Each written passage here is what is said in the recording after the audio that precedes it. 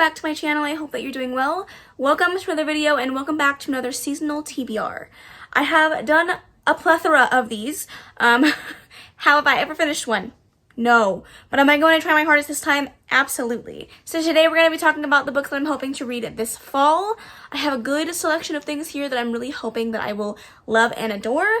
So without further ado, let's get into it. Let me know down below if you were a seasonal reader, or if you can read anything during any time, or if you don't really care about seasons and just like to read winter books in the summer and spooky books in the winter and you like it all. Let me know. So I've kind of gathered a group of different books that I wanted to focus on this fall. I have romances, adult fantasy, YA fantasy, and some spooky books. So let's talk about those in those particular categories and get into it. So I'm going to start with romances, and I'm actually going to start with the two books that I don't own physically, but I own on ebook, just so I don't forget about them. But the first one that I want to read is Hooked. This is a dark Peter Pan retelling, where I believe that Wendy ends up with Hook, if I'm not mistaken.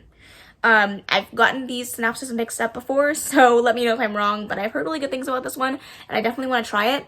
Karina read it and didn't absolutely fall in love with it, but I'm still interested to read it nonetheless, and I do own it, so I might as well give it a try. And the other one that I do not own is Broken Bonds. This is by J. Bree. I have read a book by this author before, and I didn't absolutely love it, but I want to give her Reverse Harem another try, so I've heard really good things about this particular Reverse Harem, and the cover, stunning. So I'm really hoping to get to this one and hope to absolutely love it, but we shall see. First up, for the physical books, I would love to read All Roads Lead Here by Mariana Zapata. This is actually a book that was gifted to me from Karina for my birthday, so thank you so much, Karina. I absolutely have loved every other Mariana Zapata that I have read in the past, and I cannot wait to get to this one. Karina has read it and absolutely fell in love with it, so I'm very excited to give this one a go. And the reason I chose this one for fall is I believe the main character likes to do hikes that her mother did in this small town when she lived there.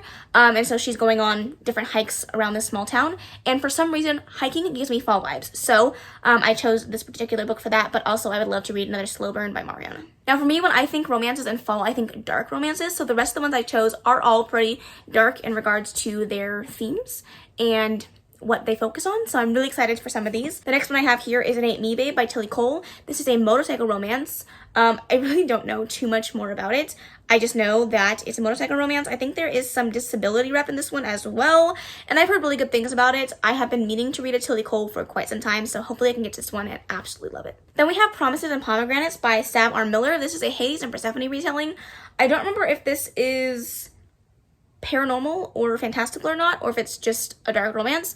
Either way, I'm excited to read it. I have read quite a few Hades and Persephone retellings at this point, and I really enjoy them, so I am expecting nothing less for this one. Then I have Learn My Lesson by Katie Robert. This is the second book in the Wicked Villain series. I have read Desperate Measures last year, and I really loved it, so I've been meaning to get on with the rest of the series, and this is definitely one that I'm intrigued by.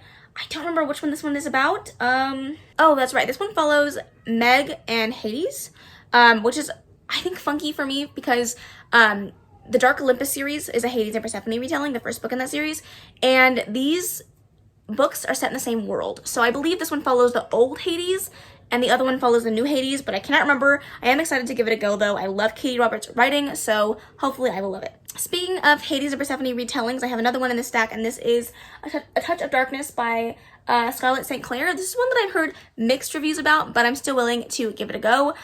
This one was really popular on TikTok there for a little while, so hopefully I will love it and enjoy it.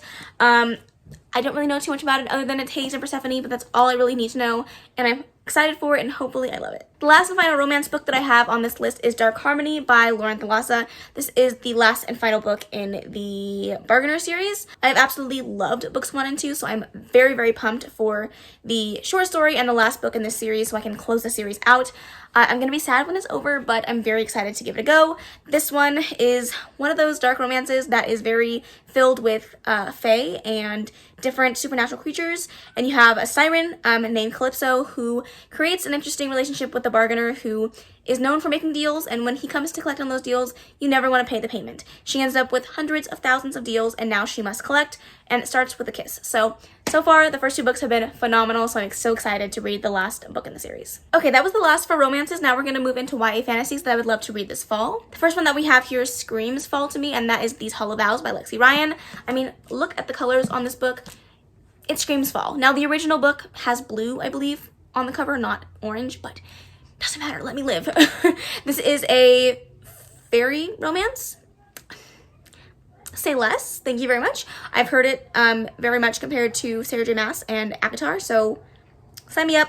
I'll be there. I'm excited to read this one. Then we have Gallant by V.E. Schwab, definitely one that I have been looking forward to reading for quite some time. I've heard some mixed reviews on this book so far, but I'm still really excited to read it.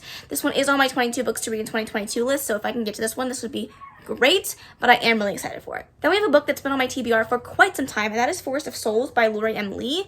I don't really remember the exact synopsis of this book, but I remember having it on my anticipated releases at one point and being so excited for it, and then I picked it up right when it came out, and I still haven't read it. So I would love to be able to get to this one at some point during the fall. It does give me the creepy, eerie, fantastical vibe, so hopefully it fits. Up next, we have Only a Monster by Vanessa Lynn.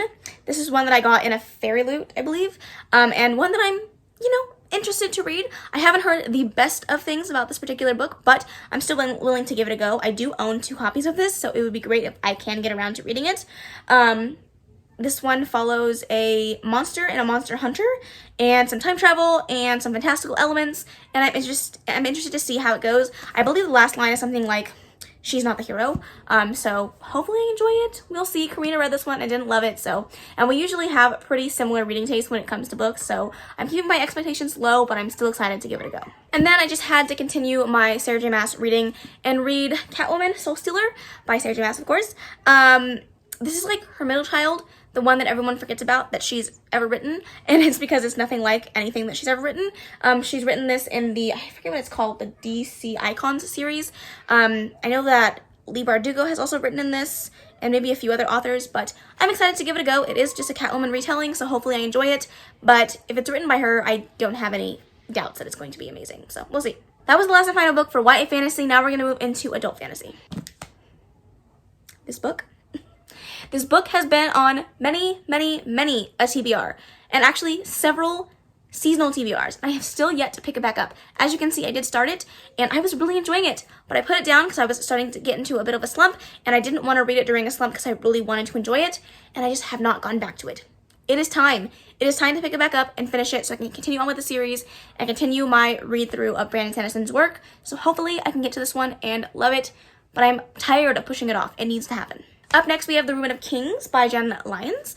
This is one that I heard a bunch of hype about from Jade over at JD Ray Reads, so I absolutely had to pick it up. And now I've had it on my shelves for several months and have yet to give it a try, so I would love to finally get to this one. I honestly don't remember too much about this book. I just know the last line of this says, "Then again, maybe he isn't the hero after all, for Kieran is not destined to save the Empire. He is destined to destroy it." And any time a book ends like that, I'm absolutely sold. So give me it. I'm hoping I love it. Please. Then we have a recent addition to my collection, and that is The Undertaking of Heart and Mercy by Megan Bannon. I got this one in a Fairy Loot. I'm pretty sure. It was Fairy Loot adult box, and I wanted to give it a try. I did get the audiobook through Libro FM, so I figured if I have the audiobook and the physical book, now would be a good time to pick it up while I still have some interest in it. I don't remember anything about the synopsis of this book, but I am very intrigued to give it a go. I love the end papers on this. It just sounds cute. It says, "The House in the Cerulean Sea meets You Got Mail in this quirky, refreshing fantasy with a rom-com worthy twist." Sold. Sign me up. And the last adult fantasy that I want to read for this section is City of Dusk by Tara Sim. This was the first adult Fairy Loot box that I ever got, and I'm very excited to give this one a go. It just sounds like it's going to be so much fun. The back says, "For each realm there is a god, and for each god there is an heir." And it just sounds like it's going to be a fun, fast-paced political fantasy, and I'm really hoping to get more into YA fantasies as I continue my reading journey. I've been afraid of them because most adult fantasies are chunky, but we shall see. I think I said YA earlier. I meant adult. Pregnancy brain, just ignore it. And finally, we're getting into our last category, which is spooky reads, thrillers, horrors, YA thriller mysteries, the whole gist. The first one I'm going to talk about is one that I don't own yet, and that is because as of filming this, it is not yet released, and that is The Final Gambit by Jennifer Lynn Barnes, the last book in the the Inheritance Games series. And oh my god, I just finished reading the second book in that series, and I loved it. I'm so excited for book 3. I need to read it ASAP, so as soon as it comes out, it will be high up on my priority list because I need all the answers, okay? Give me the answers. So that is one I am very excited for. Then we have No Exit by Taylor Adams. This is one that has been on my list for a long time, and it's just about time that I read it because I would like to also watch the movie. I'm pretty sure there's a movie for this, or a TV show. I think I've seen something for it. So I am excited to get to this one. I don't read a lot of thrillers, but this is one that has been calling to me, so hopefully I can get to it and love it. And finally, the last and final book on this fall TBR is Mexican Gothic by Sylvia Moreno Garcia. This is one that so many people have recommended to me. Specifically, the first person that comes to mind is Mike. He has been wanting me to read this for a long time, and I'm excited to give it a go. I've heard good things. I've heard that it's eerie and creepy, and there's something about mushrooms, and I have a lot of questions, but I'm excited to give it a go. So hopefully I can get to this one and finally figure out what all the hype is about Sylvia Moreno Garcia and all of her works. Alrighty, that is it. That is all 20 books that I would like to read this fall. Will I get to all of them? Probably not. Will I try? Yes. Will I fail? Probably, but it's okay. Let me know what you guys think about seasonal TBRs and if you guys have set one for the fall.